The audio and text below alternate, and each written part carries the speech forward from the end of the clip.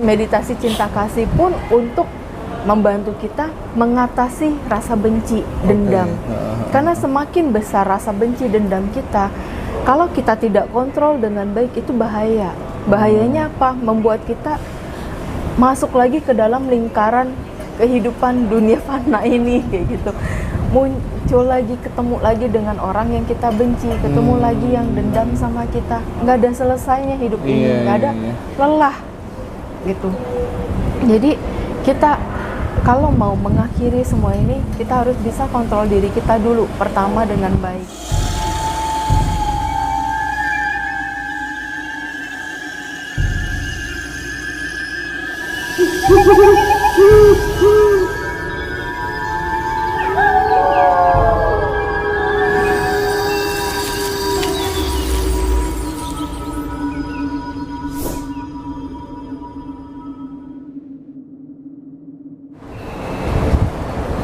Oke, selamat pagi Bu Meta. Ya, selamat pagi. Iya, langsung saja Bu Meta, kita ingin ngobrol-ngobrol terkait dengan past life regression, ya.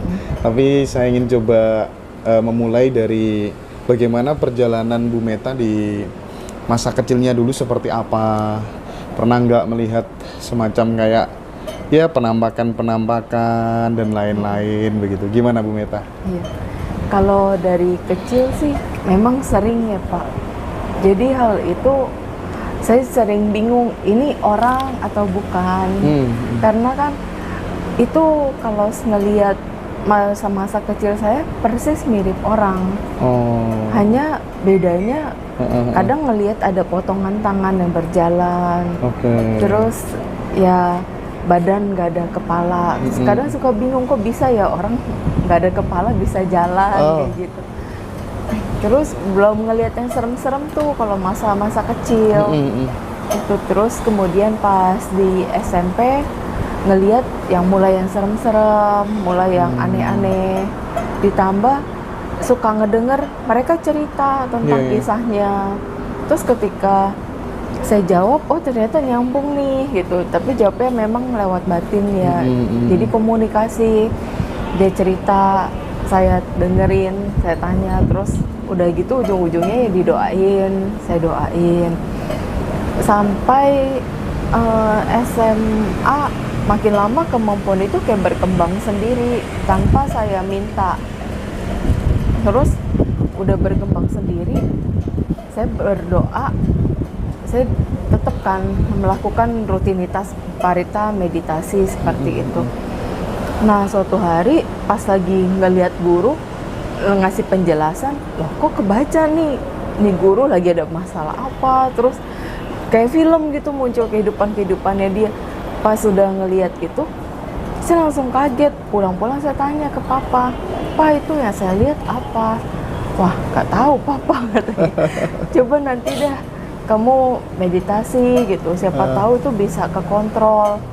Karena saya juga kan takut, ini apaan yang saya lihat gitu.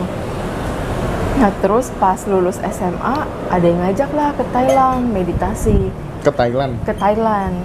Di Thailand, di hutan tuh Pak. Jadi pada saat ke hutan sana, meditasi lah. Meditasi yang memang di sana tuh nggak ada listrik, signal susah. Pada saat di sana tuh tujuannya memang untuk kontrol kemampuan ini. Jadi pada saat lagi meditasi, tujuannya mau mengontrol. Setelah sebulan di sana, merasakan sih. Jadi ketika saya mau lihat, itu terlihat. Tapi ketika nggak mau ngelihat, ya udah. Jadi tenang aja kayak orang biasa, bisa ngelihat apapun. Tadinya otomatis ya, lihat langsung gitu ya. Akhirnya dengan meditasi itu bisa mengontrol gitu ya. Berapa lama meditasi di Thailand itu, Bu Meta? Awalnya sebulan. Sebulan langsung masuk hutan di sana. Terus ya karena harus kuliah kan, pulang kuliah, nanti setiap liburan balik ke Thailand, cuma meditasi aja untuk lebih baik lah. Karena meditasi yang dilakukan itu bukan untuk menambah kemampuan apa-apa, cuma untuk pengontrolan diri, memperbaiki diri. Karena kan masa-masa SMA itu kan masa-masa labil ya Pak, SMA ke kuliah. emosional juga kan nggak stabil. Jadi di momen itu saya ambil kesempatan di mana saya juga harus bisa mengontrol emosinya saya, hal-hal buruk yang di dalam diri saya yang harus saya perbaiki. Ya itu akhirnya jadi kebiasaan rutinitas setiap ada waktu jeda libur pasti ke sana hanya untuk ya merefleksi diri, gitu, tenangin diri. Itu dibimbing siapa Bu Meta waktu di Thailand? Di sana sih namanya Lungta ya, Lungta Mahaboa sama Luangpo Panyawado. Oke. Tapi beliau mereka sudah pada meninggal. Oh iya. Kemudian ini Bu Meta terkait dengan past life regression gitu kan ya. Kan banyak nih orang pada konsultasi semuanya sama Bu Meta sampai antri-antri panjang begitu kan. Teknik yang digunakan Bu Meta nih, misalnya sudah berada di depannya Bu Meta gitu ya, butuh berapa lama dan tekniknya seperti apa? Kalau saya kan mau ngeliat nih, langsung kelihatan gitu. Jadi ya paling hitungan 5-10 detik untuk ngecek mata aja langsung tek, muncul film, udah bisa menceritakan oh bapak dia gini gitu.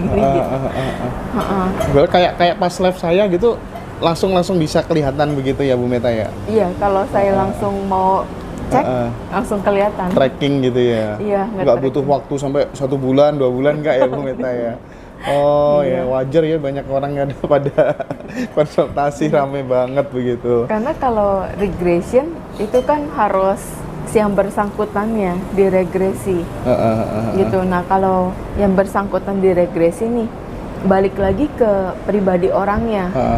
Orang itu logikanya tinggi nggak? Kalau logikanya terlalu tinggi, dia mau diregresi tidur nih, ibaratnya hipnotis lah, dengan tidur terus diregresi, dia yang melihat sendiri itu ada yang tidak bisa masuk karena dia logikanya terlalu tinggi. Karena ketika lagi diarahin belum apa-apa udah mikir bener gak sih ini, bisa nggak sih ini, akhirnya kan nggak masuk.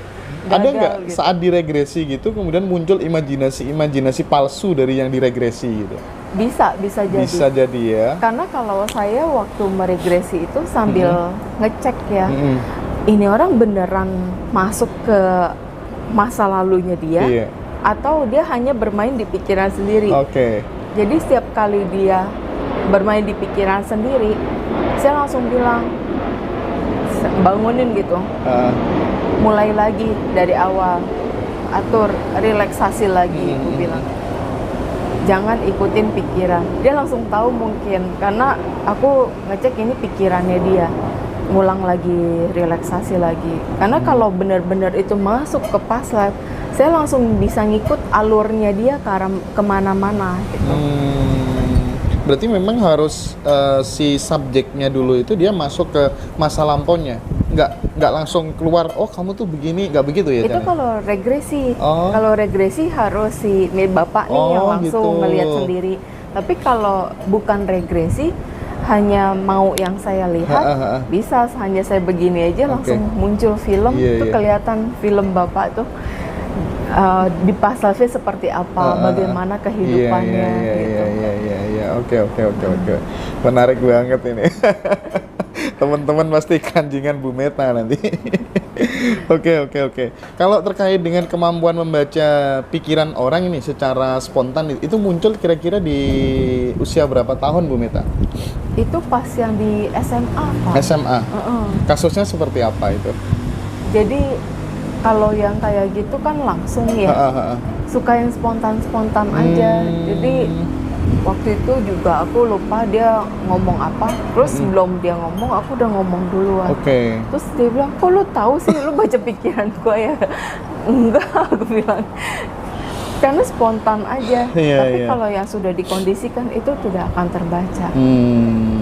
Kalau dari sisi Bu Meta sendiri nih ya, melihat PLR-nya, past life regression-nya, kira-kira bisa nggak diceritakan ke kita gitu? Itu momennya terjadi saat apa? Oh, melihat tayangan-tayangan gambaran aku dulu hidup seperti ini tuh ada nggak gitu? Ada. Gimana itu, jadi, Bu Meta?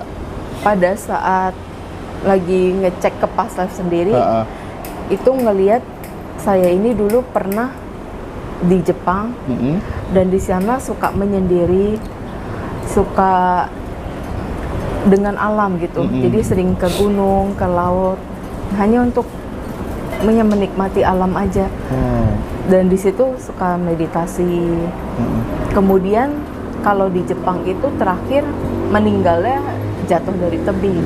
Jatuh dari tebing. Iya, karena pada saat itu lagi menikmati alam. Jadi selesai meditasi lagi lihat, benar-benar menikmati keadaan alam saat itu, tapi tidak, ya itu kurang kewaspadaan, tidak menyadari kalau ternyata di depan ini sudah langsung laut gitu tebingnya.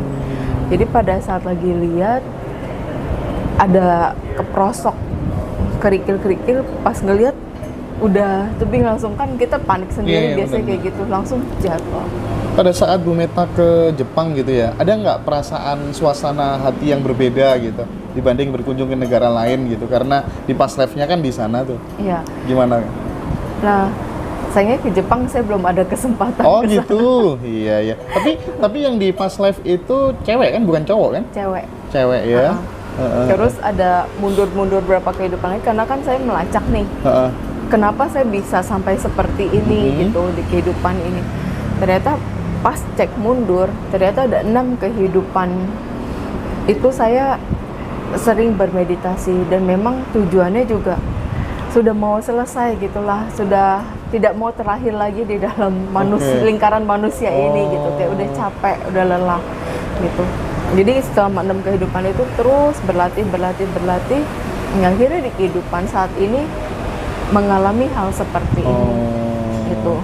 Dan ternyata setelah mengkonfirmasi dengan guru-guru meditasi sebelum beliau ini pada meninggal, memang apa yang dirasakan ini adalah hasil dari meditasi gitu.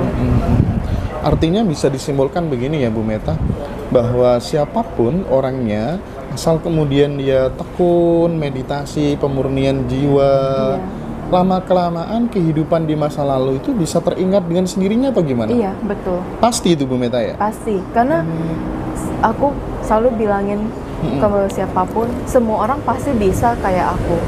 Bukannya tidak bisa, karena apa? Hal ini hanya perlu kita bisa menjaga moralitas kita dengan baik pertama, menjaga ucapan, menjaga pikiran, dan menjaga tingkah laku.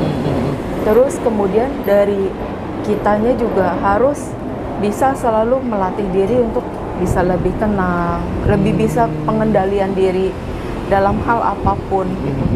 Karena dalam hidup ini kalau kita tidak ada pengendalian diri, emosi apa-apa, tidak sabaran segala macam, yang ada bukan hal baik yang berdatangan pada hidup kita, tapi hal-hal yang tidak baik gitu, yang berdampak.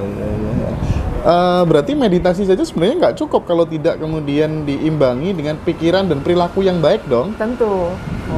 Semuanya itu saling terkait ya. Jadi dari perilaku kita sehari-hari, terus bagaimana kita menghadapi orang-orang di sekitar, menghadapi lingkungan, terus banyak hal lah yang terjadi dalam sekitar kita. Oke. Saya pikir dengan meditasi aja udah cukup. Enggak, apalagi kalau tujuan meditasinya hanya untuk punya kemampuan ya Pak, itu sudah berpandangan salah. Idealnya bagaimana Bu Meta? Karena kalau kita meditasi hanya untuk menenangkan diri gitu, jadi lebih untuk ketenangan batin. Oh gitu, jadi tanpa tujuan dengan kemampuan tertentu gitu ya. Jadi kalau, mohon maaf saya kan Buddhis, jadi di sana tuh dikasih tahu ada meditasi untuk mencapai ketenangan batin dan mencapai penerangan sempurna.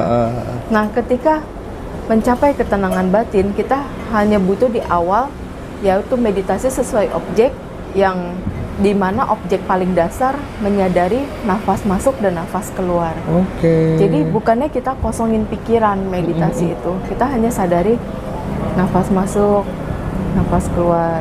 Ketika pikiran itu muncul, kita hanya sadari, oh pikiran ini muncul, tarik lagi fokusnya kita ke nafas, masuk, keluar gitu. Terus disadari gitu, semakin lama semakin tenang, ya itu akan jauh lebih baik.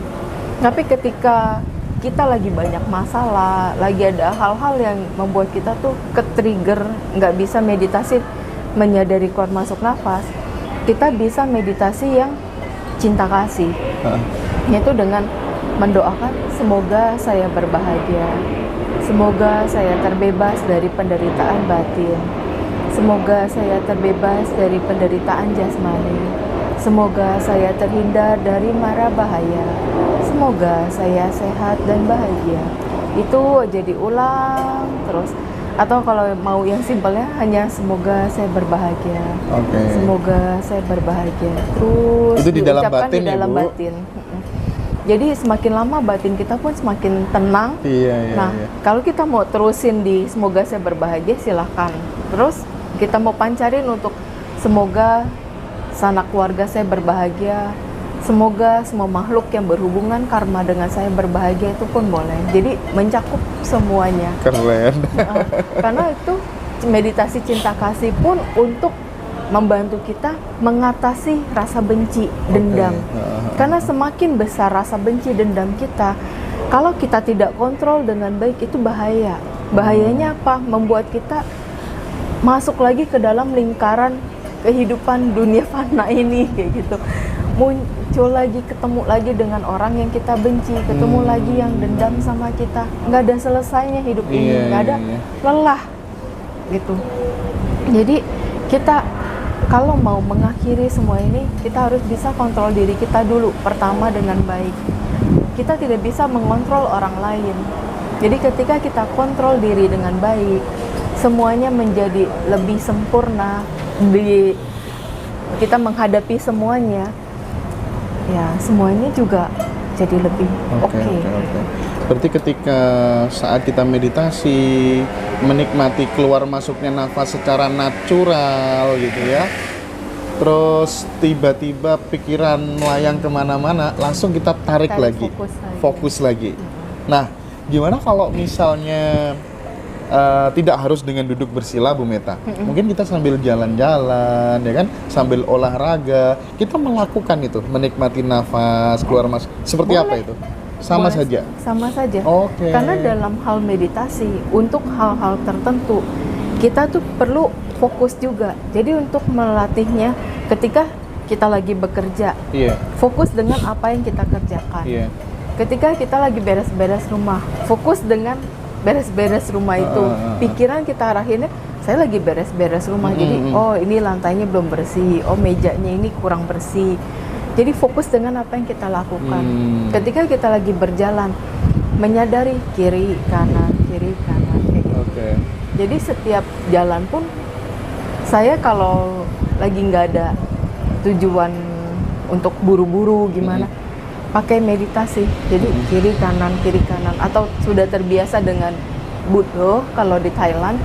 Jadi Buddha gitu. Jadi nggak terasa, kita merasa jalan biasa. Tapi orang ngelihat jalan kok cepet banget sih gitu. Nah,